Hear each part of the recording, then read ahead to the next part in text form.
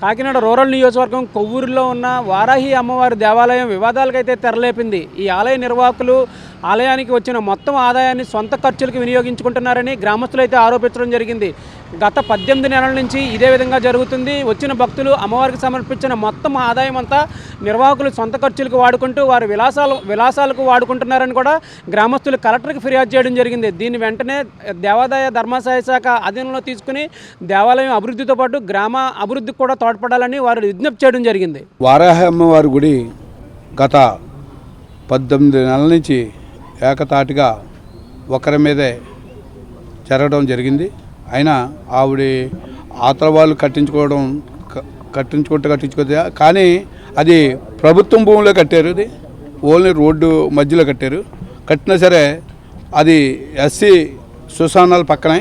కానీ ఎస్సీ వాళ్ళు అడ్డు పెడితే ఆ రోజుని మేము అందరం వెళ్ళి ఇది గుడి కట్టుకుంటున్నారు కాబట్టి మీరు ఏం మాట్లాడొద్దంటే ఆ రోజు చాలా చక్కగా ఎస్సీల సోదరులు అందరూ ఉన్నారు, అలాగే బీసీ సోదరులు ఉన్నారు.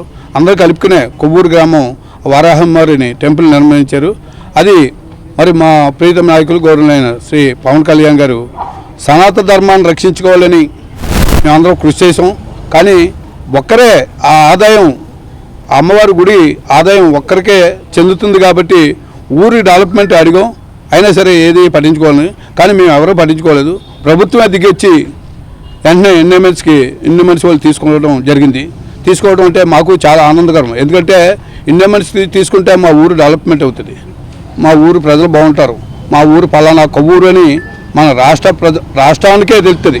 రాష్ట్రం కాదు, మన ఇండియా ప్రపంచంలో నెంబర్ 1గా చెందాలని మేము కోరుకుని ప్రభుత్వాన్ని చేస్తున్నాం. ఎందుకంటే మన వారాహమ్మవారికి టెంపుల్కి ఆదాయం ఎంత వచ్చిందంటే రోజుకి ఒక రోజు ఎండోమెంట్స్లో ప్రజల మధ్యలో, ఎందుకంటే మా గ్రామస్తులు పెద్దలందరినీ 4 రోజులు ఏమన్నా పిలిచి నిన్న ఉండి లెక్కడితే ఒక్క రోజుకి 1,30,000 రూపాయలు ఇచ్చింది.